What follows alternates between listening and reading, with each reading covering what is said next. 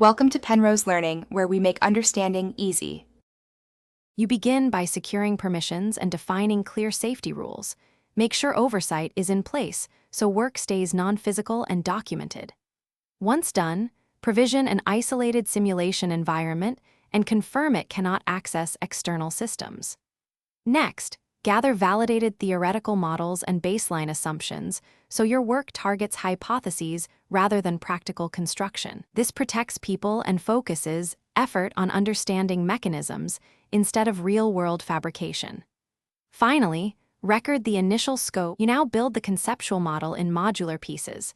Start with a minimal, testable core so errors are isolated and reviewable. Make sure to use vetted physics libraries and conservative numerical methods to avoid spurious instabilities, and document all assumptions so results are interpretable.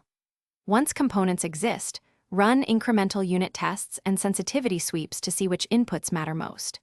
When anomalies appear, reduce complexity and retest. Throughout, log versions and maintain a peer review loop to catch conceptual flaws early. You wrap up by validating results through independent methods and reviewers. Make sure conclusions rest on reproducible, documented simulations. Once validated, archive code, datasets, and detailed failure mode notes so future researchers can verify or extend your work without guessing.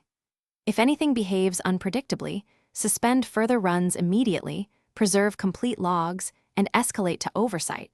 Do not attempt ad hoc fixes that bypass review. This final step ensures ethical, non-physical progress and protects people and infrastructure from misuse.